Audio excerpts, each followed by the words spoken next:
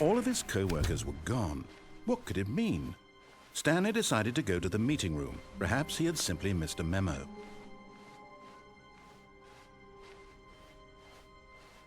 When Stanley came to a set of 2 open doors, he entered the door on his left.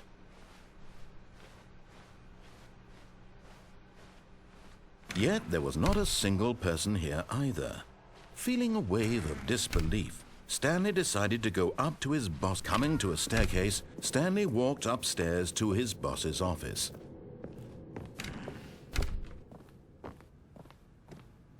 Stepping into his manager's office, Stanley was once again stunned to discover not an indication of any human life.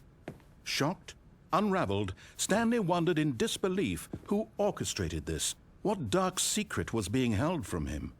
What he could not have known was that the keypad behind the boss's desk guarded the terrible truth that his boss had been keeping from him. And so the boss had assigned it an extra secret PIN number, 2845.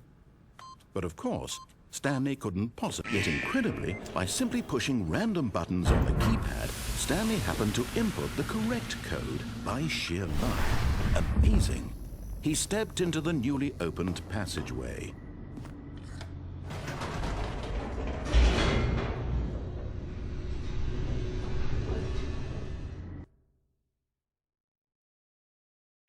Descending deeper into the building, Stanley realized he felt a bit peculiar. It was a stirring of emotion in his chest, as though he felt more free to think for himself, to question the nature of his job. Why did he feel this now, when for years it had never occurred to him? This question would not go unanswered for long.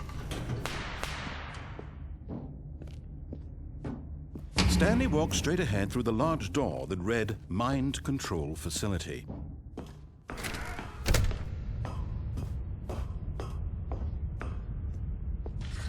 The lights rose on an enormous room packed with television screens.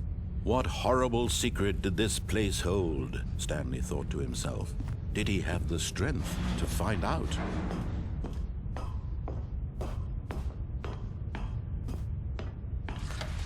Now the monitors jumped to life, their true nature revealed. Each bore the number of an employee in the building, Stanley's co-workers. The lives of so many individuals reduced to images on a screen, and Stanley, one of them, eternally monitored in this place where freedom meant nothing. This mind control facility, it was too horrible to believe. It couldn't be true. Had Stanley really been under someone's control all this time?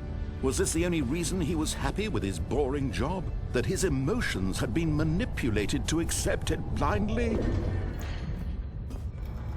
No, he refused to believe it. He couldn't accept it. His own life in someone else's control? Never! It was unthinkable. Wasn't it? Was it even possible? Had he truly spent his entire life utterly blind to the world? But here was the proof, the heart of the operation. Controls labeled with emotions, happy or sad or content. Walking, eating, working, all of it monitored and commanded from this very place. And as the cold reality of his past began to sink in, Stanley decided that this machinery would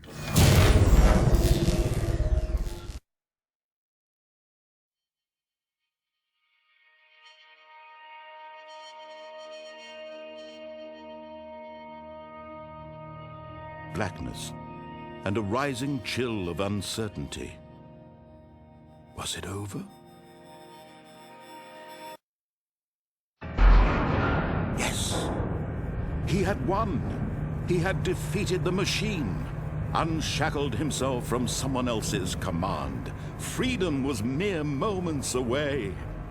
And yet, even as the immense door slowly opened, Stanley reflected on how many puzzles still lay unsolved. Where had his co-workers gone? How had he been freed from the machine's grasp? What other mysteries did this strange building hold? But as sunlight streamed into the chamber, he realized none of this mattered to him. For it was not knowledge or even power that he had been seeking, but happiness. Perhaps his goal had not been to understand, but to let go. No longer would anyone tell him where to go, what to do, or how to feel. Whatever life he lives, it will be his.